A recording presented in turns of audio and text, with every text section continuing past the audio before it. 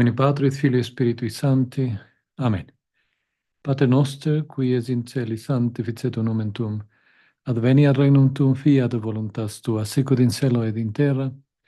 Panem nostrum quotidianum da nobis hodie, et dimitte nobis debita nostra, sicut et nos dimittimus debitoribus nostris, et ne nos inducas in tentationem, sed libera nos a malo. Ave Maria, gratia plena Dominus tecum, benedicta tui mulieribus, et benedictus fructus ventris tui, Iesus. Sancta Maria, Mater Dei, ora pro nobis peccatoribus, nunc et in hora mortis nostre. Amen. Gloria Patri et Filii et Spiritui Sancto, sicut erat in principio, nunc et semper, et in saecula saeculorum. Amen. Veni, Sancte Spiritus, repletuorum corda fidelium, et tui amoris in eies ignem accende. Emite Spiritum tuum et creabuntur, et renovabis faciem terre. Oremus. Deus, qui corda fidelium Sancti Spiritus illustratione docuisti, da nobis in eodem Spiritu recta sapere, et eius semper consolatione gaudere. Per Christum Dominum nostrum. Amen. Sancte Michaele Arcangela, defende-nos in proelio contra nequitiam et insidias diaboli est presidium. Impere diri Deus supplices deprecamur, tuque princeps militias celestis, Satana maliosque spiritus malignos, qui ad perditionem animarum pervagantur in mundo, divina virtute in infernum detrude. Amén.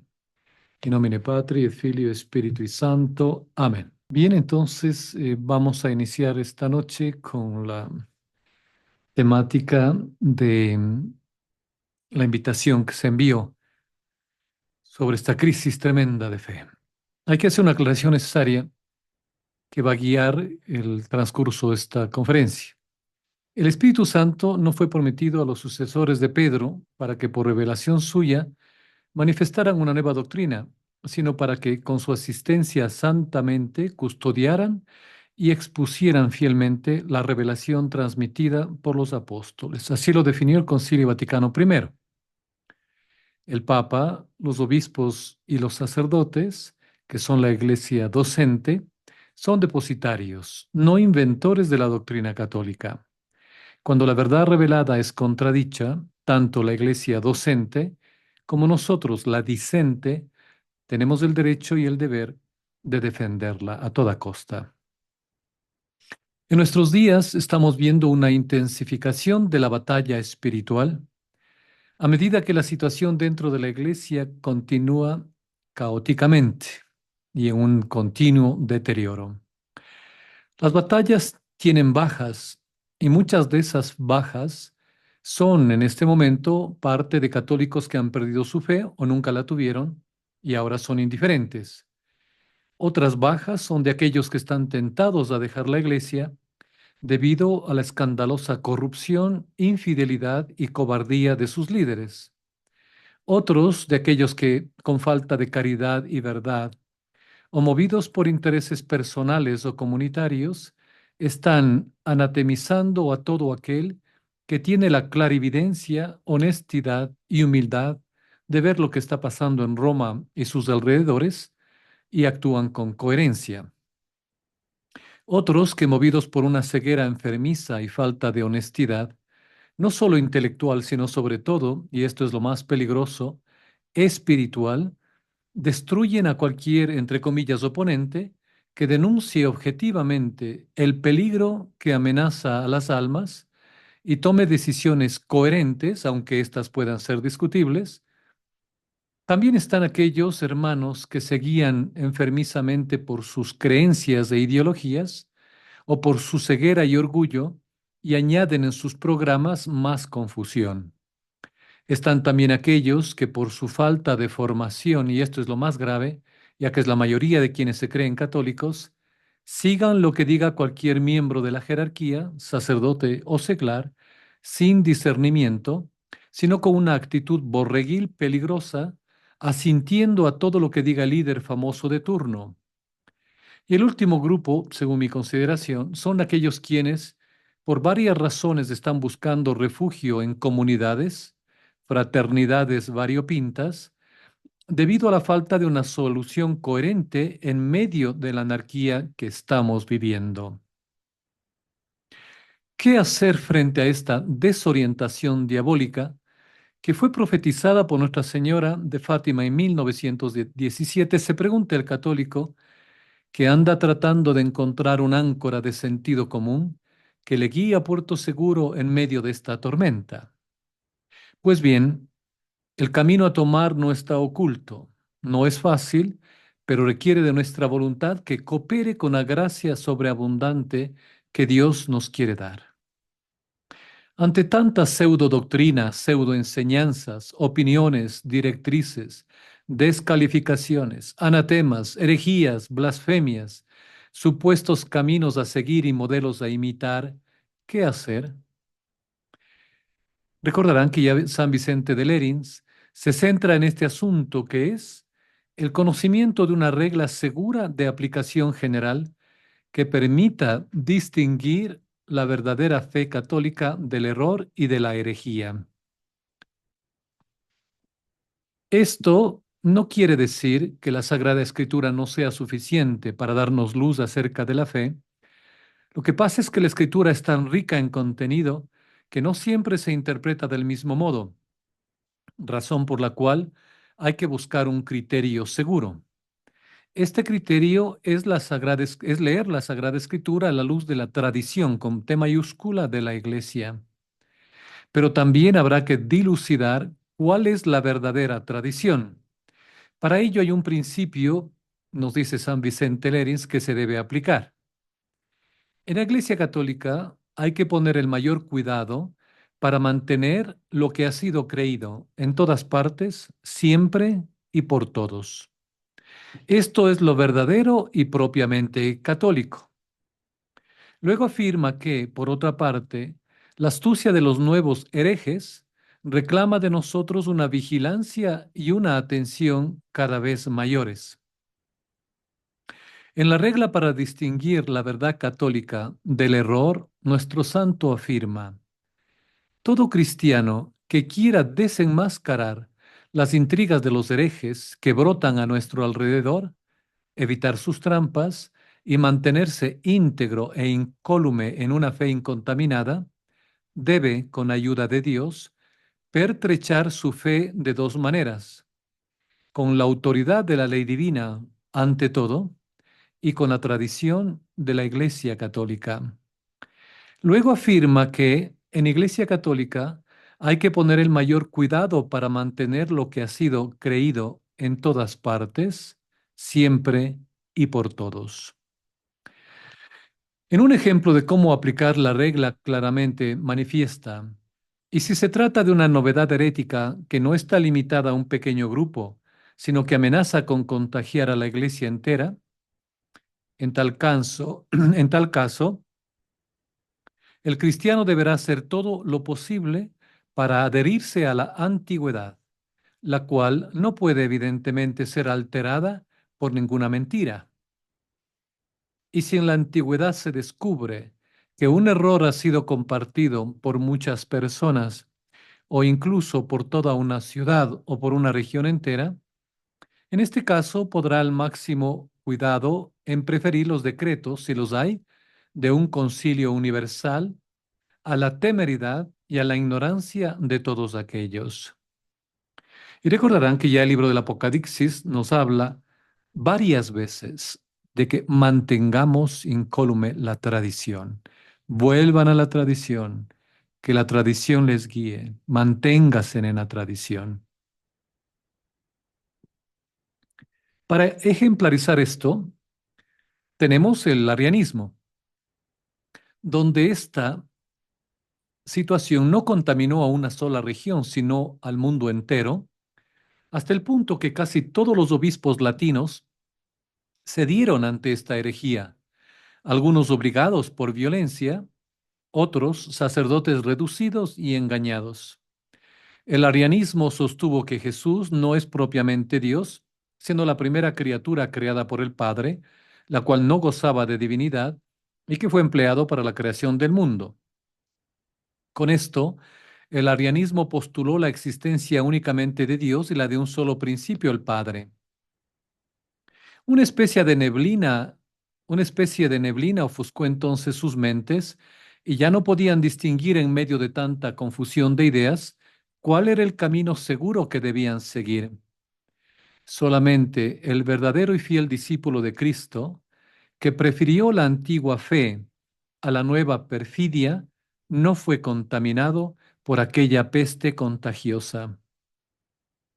Es bueno recordar que San Atanasio, nombre que significa inmortal, es doctor de la Iglesia, que fue exiliado 5 veces por sus posturas, que defendía la definición del Hijo de Dios como consustancial con el Padre, que luego fue establecido obviamente en el Concilio de Nicea en el año 325.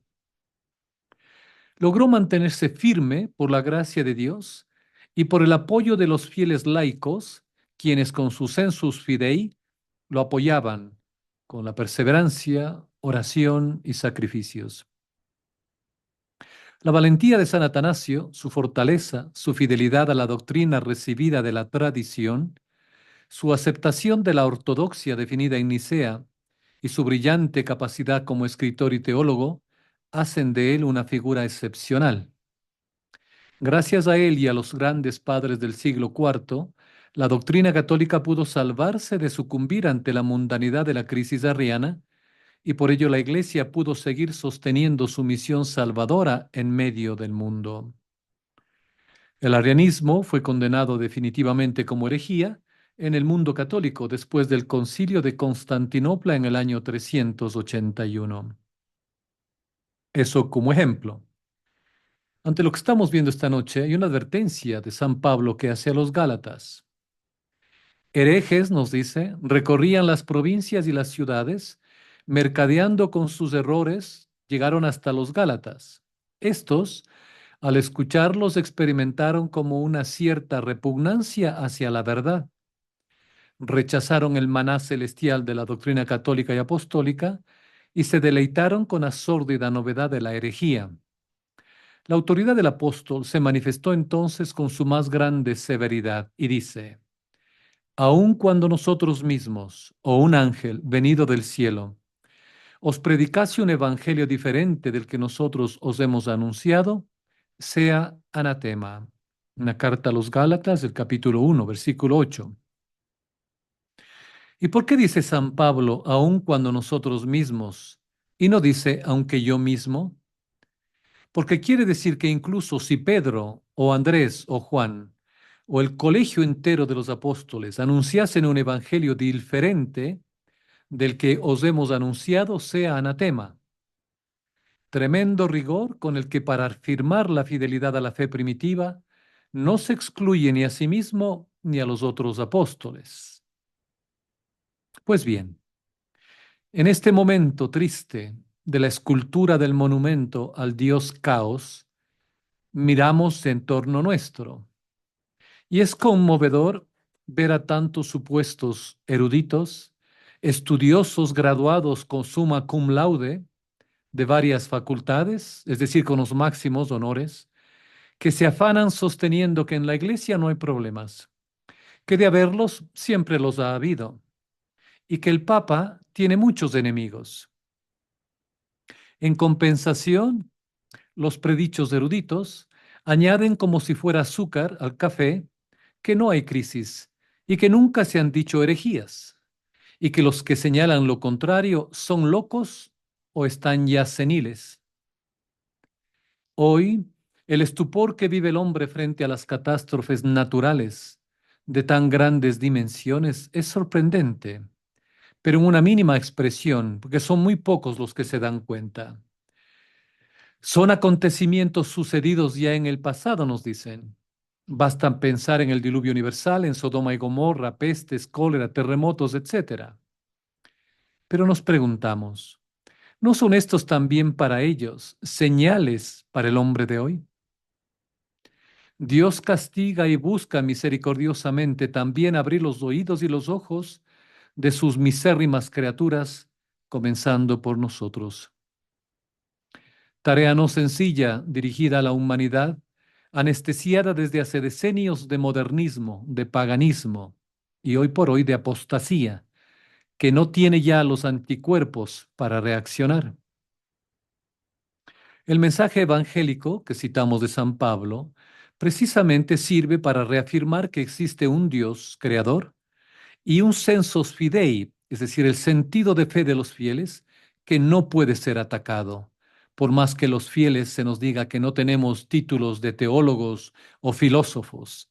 No necesitamos. Hay sentido común, hay nuestra fe, hay nuestro sensus fidei, hay nuestra teología en el catecismo. Signos inconfundibles del citado desorden es el aletear del olor a azufre dentro y fuera de la iglesia. Basta referirse a aquellos que se llaman a sí mismos círculos intelectuales, los youtubers con cientos de miles de adeptos anestesiados, a los templos de la sabiduría masónica, a las mesas redondas, cuadradas o rectangulares, da igual, animadas por individuos que se exhiben en programas con el único fin de hacer referencia a sí mismos ante millones de católicos desprovistos y servirse de ella como pasarela para hacerse pasar por los expertos de turno. Pues bien, yo planteo esta cuestión. ¿Por qué Dios no impide que se enseñe lo que Él prohíbe que se escuche? Y Moisés nos responde, porque te está probando Yahvé tu Dios, para ver si amas a Yahvé con todo tu corazón y con toda tu alma. Ya hace un tiempo hubo una denuncia hecha por este gran santo Pío X, que nos dice que la Iglesia desde siempre lucha, no dialoga, defiende, no entrega el tesoro de la fe que Dios le ha confiado y protege a los fieles del veneno de los herejes. Este gran santo en encíclica Pacendi contra el modernismo denunció que los fautores del error se escondían ahora en el mismo seno de la Iglesia y que sus consejos de destrucción los agitaban no fuera de la Iglesia, sino dentro de ella, por lo cual el peligro se esconde como en sus mismas venas y en sus vísceras. Con motu propio del 18 de noviembre de 1907, el Santo Pontífice añadía a la encíclica Pacendi y al decreto Lamentabili contra el modernismo la excomunión para aquellos que contradigan estos documentos. ¿Cuántos lo hacen ahora? En aquella ocasión el Papa se dirigía a los obispos y a los superiores generales de todo el mundo en estos términos. Abro comillas. Nos volvemos a recomendar vivamente a los ordinarios diocesanos y a los superiores de los institutos religiosos que velen con toda diligencia sobre los profesores, especialmente de los seminarios, y cuando los vean infectados de errores modernistas y de malsanas novedades, esto es, menos sometidos a las prescripciones de la Santa Sede, de cualquier modo publicadas, los alejen absolutamente de la enseñanza. De igual modo, excluyan de las sagradas ordenaciones a aquellos jóvenes que arrojen la más pequeña duda de ir detrás de doctrinas condenadas o dañosas novedades. Hasta ahí San Pío X en su motu propio del 18 de noviembre de 1907. Finalmente, a distancia de 3 años, en el motu propio del 1 de septiembre de 1910, San Pío X hacía esta gravísima denuncia. Abro comillas. Los modernistas, aun después de que la encíclica Pacendi les ha quitado la máscara bajo la que se escondían, no han abandonado sus diseños de turbar la paz de la Iglesia. No han dejado en efecto de buscar nuevos adeptos y de reunirlos en asociación secreta. Por tanto, San Pío X sabía que el modernismo buscaba sus adeptos sobre todo en los seminarios y en las casas de formación de los religiosos, y que allí iba organizándose secretamente una especie de secta, la mafia vaticana, clandestinum foedus. Por ello, y muchas otras cosas más que no caben en este espacio, estamos como estamos, donde aquellos que deberían confirmarnos en la fe no lo hacen y nos quieren hacer creer que todo es relativo, que las herejías, blasfemias y atrocidades que se dice y hace desde el Vaticano y hasta en las periferias no son eso, sino que Jorge Mario Bergoglio tiene muchos enemigos y detractores. Ustedes me perdonarán la insistencia, pero la agresión neomodernista a la Iglesia, a su doctrina, a sus instituciones y a las almas es una realidad tan grave piloteada como desde lo alto, que no será nunca excesiva la documentación y los programas que se ofrezca, con el fin de sacudir el torpor de muchos, poniéndoles en guardia del peligro mortal que les amenaza. Como si todo lo que la Iglesia ha tenido que soportar desde un poco antes del Concilio Vaticano II fuera poco o nada, mañana, martes 1 de octubre, se celebrará en el Vaticano una, entre comillas, liturgia penitencial que pretende marcar el inicio de una nueva manera de ser iglesia, nos dicen, es decir, de una nueva iglesia, con un nuevo catecismo, un nuevo decálogo, un nuevo magisterio. Con sus varias así llamadas declaraciones doctrinales, Jorge Mario Bergoglio ya ha transformado a la Iglesia Católica en una secta de la nueva era con un programa del anticristo. Su antievangelio es la legalización de la sodomía y de todas las perversiones que no voy a repetir aquí, que inician con la letra de Laura, Gabriel, Teresa, Bob, Quito y más, porque si no nos suprimen en los canales, que ya lo dijo el arzobispo Vígano, que Bergoglio es uno de los principales activistas de la infernal agenda LGI, ya saben. Así como la apostasía pública a través de la entronización del demonio Pachamama y la consagración que se hizo a Satanás en Canadá, que ha sentado un precedente. Ya no hay más sorpresas, se dirá que vengan desde el Vaticano. Sin embargo, ¿qué es lo que se enumera para mañana como pecados? Por ejemplo, el llamado pecado de utilizar la doctrina como piedra arrojadiza. Se dice que aquellos que luchan por la salvación de las almas y se esfuerzan por cumplir la ley de Dios, cometen el pecado de utilizar la doctrina como piedra arrojadiza. Esta distorsión es grave y es en efecto una manipulación diabólica. Ya aclaró este pecado, entre comillas, Monseñor Aguer de la Plata en Argentina. Además, Jorge Mario Bergoglio ha inventado el pecado contra la sinodalidad, del que se dice que es la falta de escucha, de comunión y de participación de todos.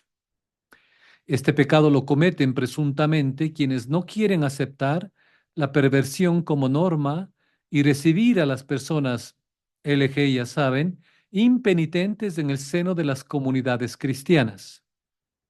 El pecado contra la sinodalidad también lo cometen supuestamente quienes impiden que una mujer mujeres que tienen interés por las mujeres, las niñas y las personas con diversidad de género, así como un compromiso con la justicia de género y reproductiva, gobiernen en los llamados consejos sinodales y que sean a futuro ordenadas.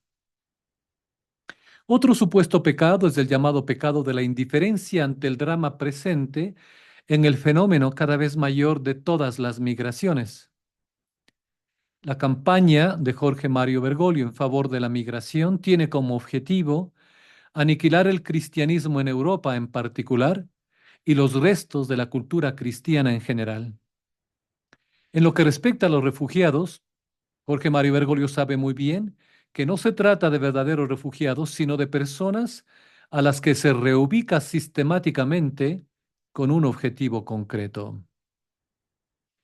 En Vatican News, el sitio oficioso de la Santa Sede, se cita que, como señaló el cardenal Mario Grech, no se trata de denunciar el pecado de los demás, sino de reconocerse parte de aquellos que por omisión o acción se convierten en causa de sufrimiento, responsables del mal que sufren los inocentes e indefensos.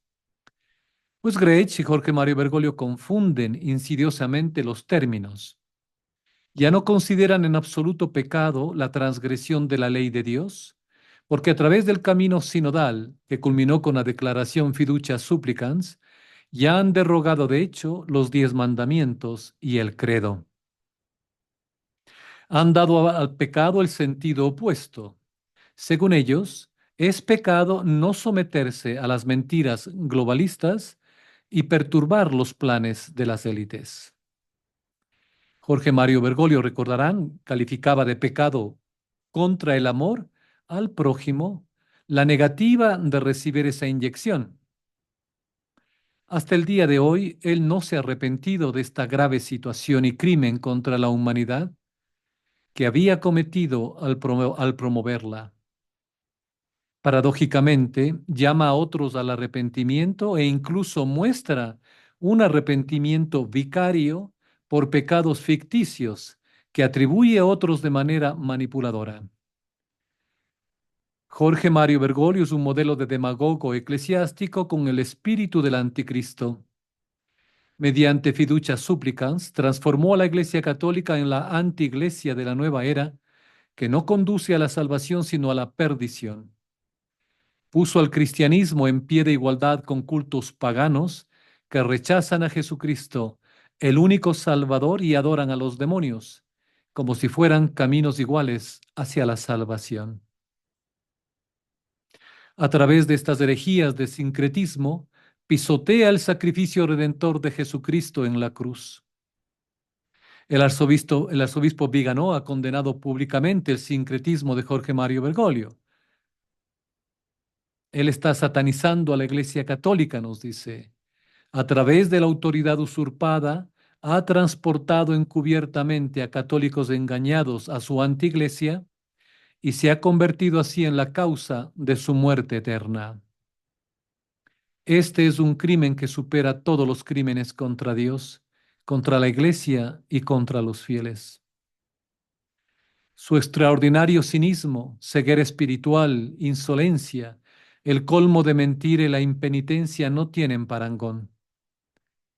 Sigue presentando falsamente su antiiglesia, es decir, la iglesia profunda, como la verdadera Iglesia Católica. Ha abolido la doctrina y los dogmas católicos e introducido los antidogmas y la antimoral. Además, la comedia del día de mañana sobre el falso perdón es una blasfemia contra Dios. ¿Qué es el verdadero arrepentimiento? Uno debe reconocer sinceramente la transgresión de los mandamientos de Dios ante sí mismo, ante Dios, y debe volverse con un corazón contrito a Cristo crucificado, que pagó por nuestros pecados con su propia sangre. Jorge Mario Bergoglio legalizado los pecados sexuales y de esta manera ha impedido a los pecadores a que hagan verdadera penitencia y puedan alcanzar así la salvación. Y ahora torcidamente el 1 de octubre va a presidir una farsa de celebración penitencial.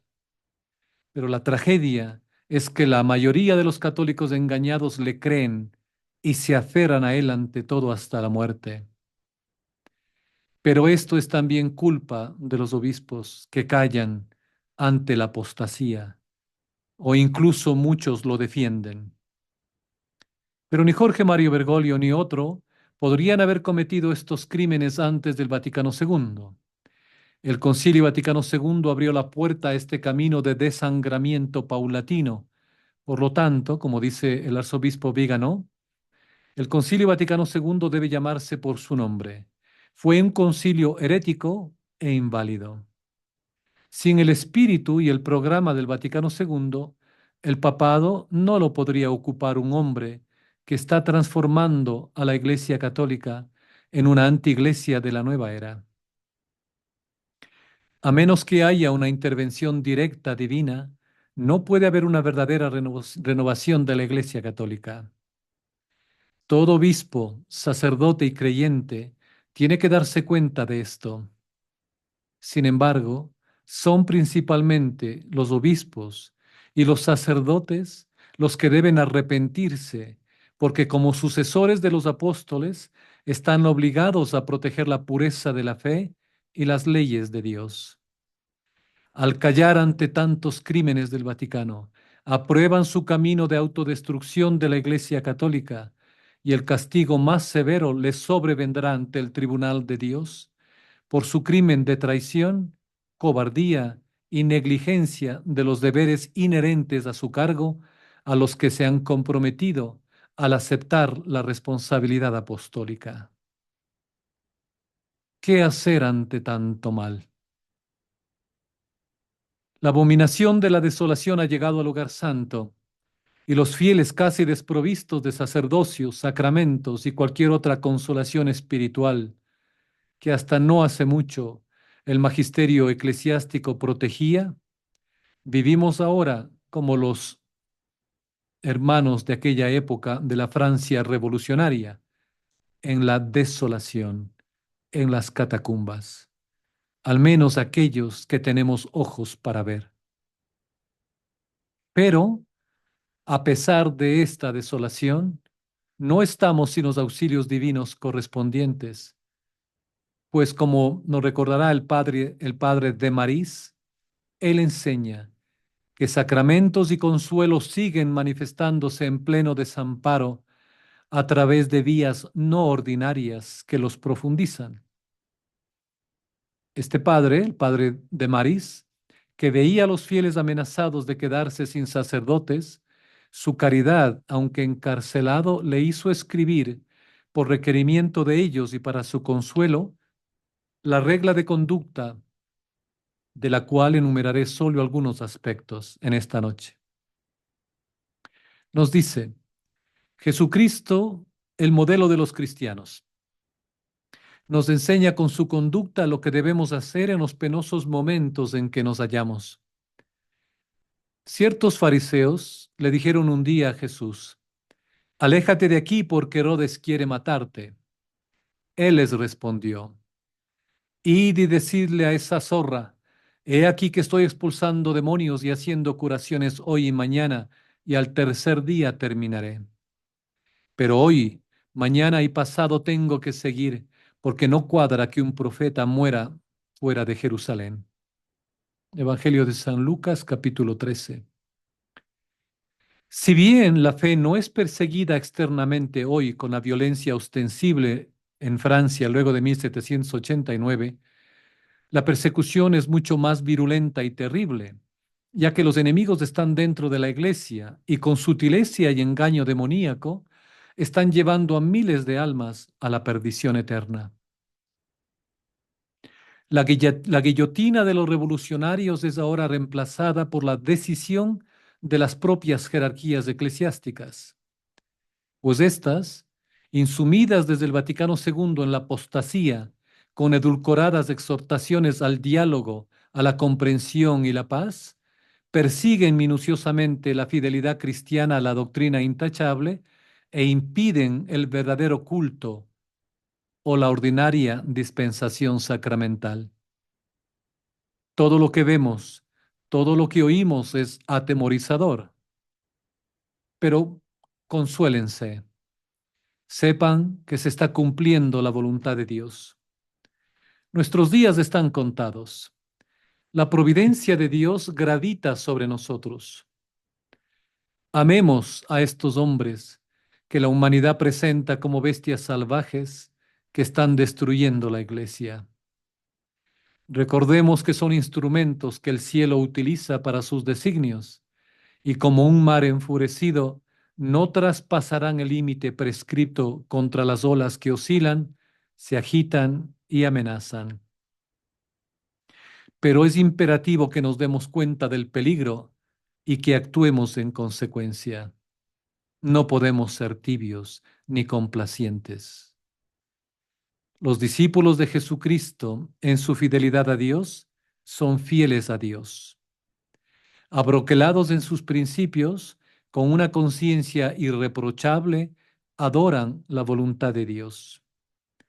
No han de huir cobardemente de la persecución. Cuando se ama la cruz, se es audaz para abrazarla, y el amor mismo nos regocija. La persecución, hermanos, es necesaria para nuestra íntima unión con Jesucristo. Puede desatarse en cualquier momento, pero no siempre es tan meritoria ni tan gloriosa. Si Dios no nos llama al martirio, seremos como esos ilustres confesores de quienes San Cipriano dice, sin que murieran a manos del verdugo, recibieron el mérito del martirio porque estaban preparados para ello. La conducta de San Pablo, registrada en los Hechos de los Apóstoles en el capítulo 21, nos da este bello modelo tomado del de Jesucristo. Camino a Jerusalén, se enteró en Cesarea de que allí se expondría a la persecución. Los fieles le rogaron que la evitara, pero él se creía llamado a ser crucificado con Jesucristo si esa era su voluntad. Por toda respuesta les dijo: ¿qué hacéis con lamentaros y acongojar mi corazón? Pues yo estoy dispuesto no solo a que me apresen, sino también a morir en Jerusalén por el nombre del Señor Jesús. He aquí, mis queridos hermanos, cuáles deben ser nuestras disposiciones. El escudo de la fe debe armarnos, la esperanza sostenernos y la caridad dirigirnos en todo. Si en todo y siempre hay que ser simples como las palomas y prudentes como las serpientes, tanto más cuando somos afligidos a causa de Jesucristo. Para terminar, les recuerdo una máxima de San Cipriano, que en estos momentos creo debe ser la regla de nuestra fe y de nuestra piedad. No busquemos demasiado, dice este ilustre mártir, la ocasión del combate y no la evitemos demasiado. Aguardemos la de la orden de Dios y esperemos todo de su misericordia. Dios requiere de nosotros más bien una humilde confesión que un testimonio demasiado audaz. La humildad debe ser toda nuestra fuerza. Esta máxima nos invita a meditar sobre la fuerza, la paciencia e incluso la alegría con que los santos sufrieron. Estos son momentos en los cuales nos ha tocado vivir, momentos que ya muchos santos deseaban poderlos vivir y no pudieron. Momentos en los cuales, como San Luis María Guiñón de Montfort nos decía, darán a la iglesia los más grandes santos que la iglesia nunca ha tenido, que con la cruz en una mano y con el Santo Rosario en lo otro, defendían a Cristo y a su iglesia, con María, por María, a través de María, a Jesús. Bien, esto es lo que yo quería compartir esta noche y si hay preguntas, por favor, empecemos. Pues don Luis me da las gracias por retomar las charlas. No, gracias a ustedes he considerado, luego de meditar, que hay ocasiones en las que es necesario callar y hay otras como estas que es necesario hablar. Y a que aquellos, como nos recordaría la Santísima Virgen María, el buen suceso, que deberían hablar, que deberían ser la luz, han optado por cualquier situación vergonzosa, callar.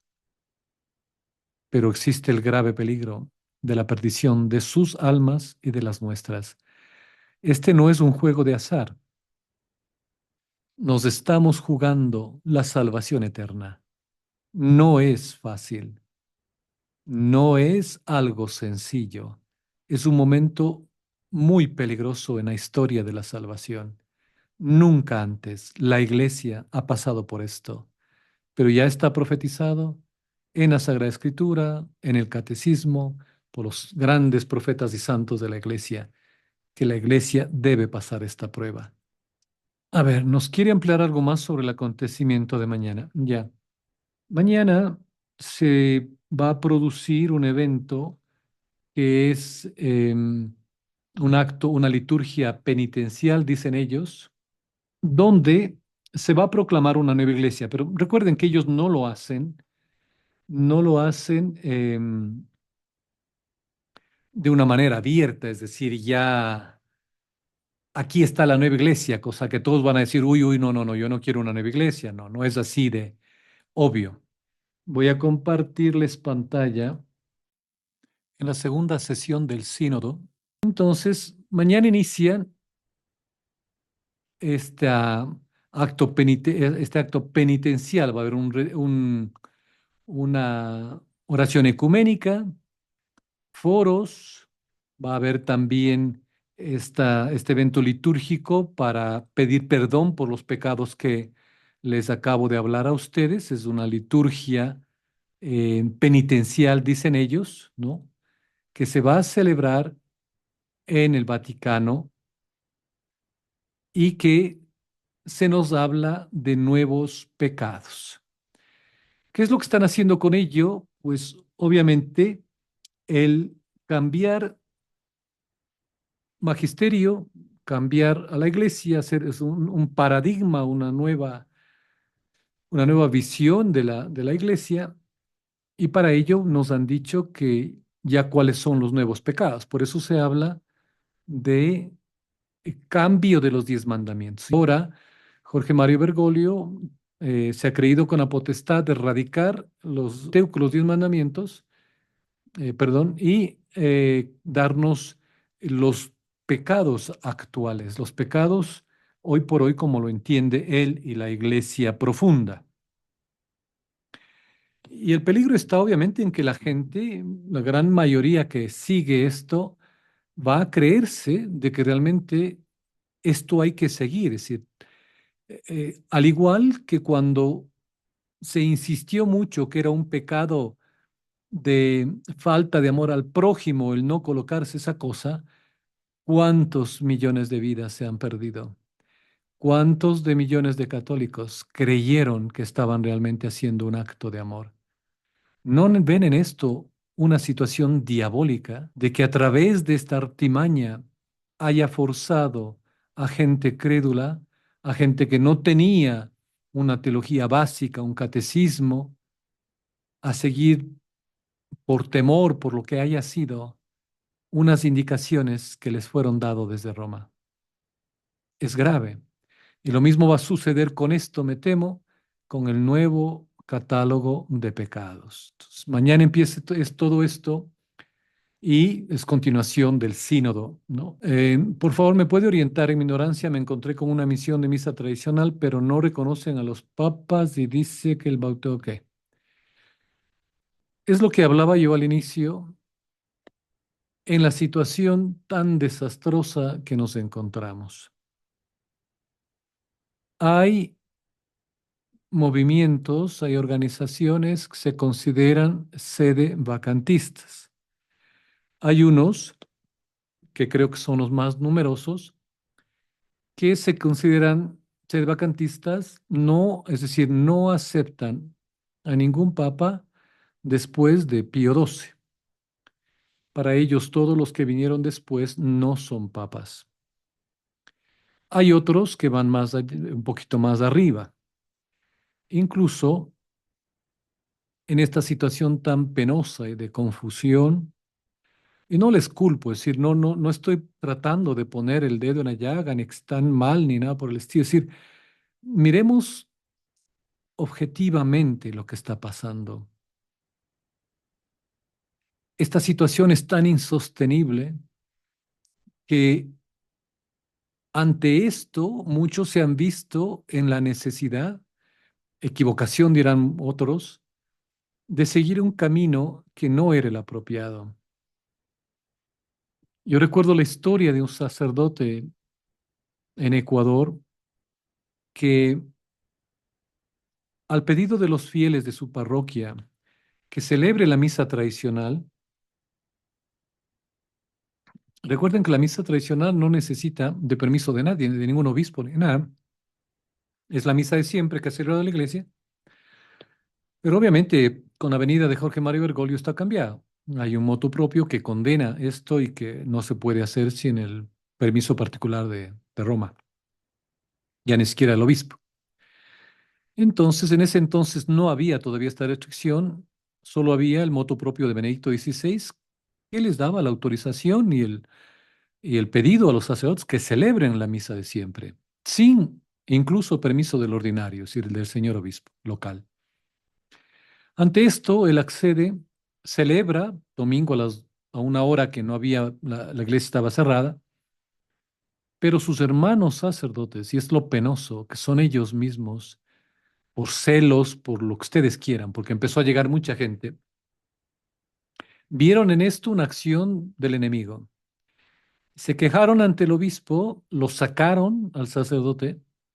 Él era de profesión secular, era abogado. Luego de ser abogado se hizo sacerdote, sintió el llamado a servirle a Dios de esa forma, pero le dejan en la mayor indigencia. Y eso me dolía, el saber cómo aquellos obispos que deberían ser padres de esos sacerdotes les tratan peor que a perros callejeros. Les dejan literalmente sin nada en la calle. Él entonces pues, empezó a vivir una vida precaria, lograba sostenerse con vida porque se enfermó. Esto obviamente ustedes comprenderán una situación que transforma todo su ser, toda su psique, ha habido siendo sacerdote, que le quiten todo. Fue acogido por unos laicos que le apoyaran económicamente con lo que podían, no era mucho, le consiguieron un departamento, etcétera. Vivía de lo que algunas religiosas le daban como estipendio por la Santa Misa del domingo, pero le dejaron en la calle. Así que bueno, para hacer la historia corta, él terminó, luego de haber pasado por varios países y varias congregaciones, recibido por una congregación en Brasil que está formada por sacerdotes y por laicos. Pero ellos son sede vacantista solo a partir de Juan Pablo II. Es decir, ellos reconocen hasta Juan Pablo II, ya luego no lo reconocen. Él, en cambio, decía que le habían aceptado ahí bajo condición de que él acepta hasta Benedicto XVI. Entonces, en cuenta la cantidad de situaciones que se han creado ante esta, todo este desfile travesti que está sucediendo en el Vaticano, en la iglesia. Entonces, si usted se encontró con esto, pues debe saber que son sacerdotes o es una comunidad sede vacantista, es decir, que no aceptan a ciertos papas. Deberá preguntar desde cuándo. Y claro, ellos saben que, y comentan que el rito del bautismo no es completo. Y así es, así es. Si sería un tema para hablar toda una noche, pero si revisamos cómo era el rito del bautismo de los sacramentos antes del concilio, ellos se refieren a eso, del Concilio Vaticano II. Obviamente cambiaron los ritos, cambiaron cantidad de cosas y por eso hay duda. Yo les había hablado en un programa que esto llegó a tal manera en Estados Unidos, ¿no? Incluso con el mismo, eh, si mal no recuerdo, Benedicto XVI, que se dieron cuenta que en una diócesis en particular, no recuerdo bien dónde era esto en Estados Unidos, el, el obispo y los sacerdotes habían estado usando una fórmula que no es la apropiada para el sacramento del bautismo. Yo te bautizo en el nombre del Padre, el Hijo y el Espíritu Santo, y ellos decían la iglesia o lo que sea. Y esto fue una noticia tremenda, ya que afectó la vida de algunos sacerdotes que se encontraron que ellos no tenían el sacramento del bautismo y tuvieron que empezar de nuevo. Esto fue un escándalo grande en la iglesia, pero se dieron cuenta de que el bautismo no era válido. Bueno, bien, entonces, ya se reconocen hasta Pío X, pues eh, no sé qué comunidad será, pero porque si son la fraternidad de San Pío X, no, ellos reconocen incluso hasta la actual, es decir, ellos no tienen, es el mandato que les dio Monseñor Lefebvre, entonces no son ellos, no sé quiénes serán, debe averiguar el nombre, pero todo este es el grave problema en el que nos encontramos y de ahí la situación que se ha dado en México, ¿no? Y que ha creado una lluvia de comentarios y de programas en ataque, en defensa, etcétera, que, que obviamente nos está causando mucho dolor, mucha tristeza, porque el demonio está consiguiendo que su master plan llegue a efecto. Es decir, una iglesia que sufre, una iglesia dividida y unos hermanos que nos anatemizamos unos a otros. Es decir, tú estás condenado si te vas por la izquierda, tú estás condenado si te vas por la derecha, tú estás condenado si te vas por el centro. todos somos sabios, todos tenemos la última palabra y todos condenamos al resto. Nosotros estamos bien. Esa es la grave situación. Por eso, la importancia que he considerado en hacer el programa esta noche es para que manténganse firmes en la fe, en la tradición. Pero ¿cómo se van a mantener ustedes firmes en la fe y en la tradición si no conocen su fe, si no conocen su catecismo? Si lo que más ha impregnado la vida del católico, al menos una gran parte de nuestra vida, ha sido el mundo y sus halagos. Pero a pesar de esto, Dios ha permitido en su infinita misericordia que sea ya en este periodo de tiempo donde Él nos llama a que tomemos una decisión radical. Y es ser testimonio fiel de Cristo, de su iglesia, de la tradición, del magisterio bimilenario. No escuchen a nuevos teólogos por más que tengan los más grandes honores. Les he leído lo que ya San Pío X comentó. Infiltraron los seminarios. Por eso muchos sacerdotes afuera, que son estrellas de Hollywood, que tienen 4, 5, 7 o 12 títulos, tendrán conocimiento, pero no tienen sabiduría, porque se les robó la verdadera doctrina, magisterio y tradición de la iglesia. No son todos culpables, más que todo son víctimas, víctimas de un proceso modernista, hereje, que penetró en el interior de la iglesia y que clarividentemente ya San Pío X lo descubrió, pero sus esfuerzos fueron inútiles en el sentido práctico de lo que estamos viviendo ahora. Bien, así hoy más que nunca recordarán que los apóstoles de los últimos tiempos deben estar guiados por María. Ella es la luz que nos ilumina. Ella es la luz que nos va a llevar a Jesús, solo ella, porque ella no quiere nada para sí, sino todo para Jesús, para la Santísima Trinidad. Ella es la destructora de las herejías. Ella es nuestro faro, nuestra madre, nuestra reina, nuestra maestra. Con ella debemos estar y mantenernos siempre. Estamos en crisis de fe, pero en Garabandal la Virgen María nombró dos personas vivas que se curarán durante el gran milagro. Parece que solo requerimos perseverancia y paciencia, ¿cierto? Em, una de ellas ya murió. Era, si mal no lo recuerdo, este ejecutivo americano que perdió la vista, a quien la Santísima Virgen María le había prometido en Garabandal que él iba a ver el milagro. Ahora, es mi entender, ya que él estuvo con el Padre Pío también, y confirmó esto, muchos dicen, pero ya murió, ¿ves? Él no vio el milagro. Y yo les he preguntado, ¿están ustedes seguros? ¿Podrán afirmar que antes de morir Dios no le permitió ver el milagro? Tal vez no vivirlo. ¿Quién sabe? Tal vez pudo vivirlo personalmente y mirarlo. No lo sabremos, sino cuando estemos en el cielo, Dios mediante.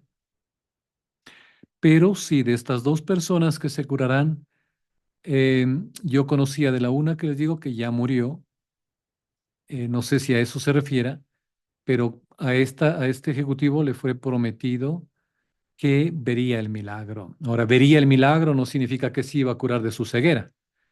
Entonces hay que tomar las cosas como son y no esperar algo físico, es decir, que él recobre la vista, porque mucha gente se confundió ahí. No, pero ya murió y, no, y murió ciego y todo, ¿no? A él fue la promesa de que iba a ver el milagro. Y quién sabe si lo vio, no lo sabremos. Sí, así es como el sacerdote hermano de este obispo que murió de alegría al ver el milagro y dijo, qué madre tenemos. Él murió de alegría de ver la madre que tenemos. Así que, queridos hermanos, paciencia, valor, estudien su fe, pasemos el mayor tiempo que podamos en oración. Obviamente, si nuestras actividades y responsabilidades nos permiten, meditemos con la Sagrada Escritura, la tradición de la Iglesia, y alejémonos lo más posible de todos los medios, porque nos van a confundir. Oremos unos por otros y roguemos a María Santísima que realmente sea esta estrella del mar, la que nos guíe. Ella lo va a hacer. Así que en plena confianza en ella, nos despedimos esta noche y que Dios les bendiga. Gracias por todas sus oraciones y apoyo en el canal y esperamos pues vernos próximamente el día miércoles, si Dios lo permite, donde tendremos una tertulia informal. Vamos a hablar de los santos ángeles de la guarda. Bien, que Dios nos bendiga. Hasta pronto.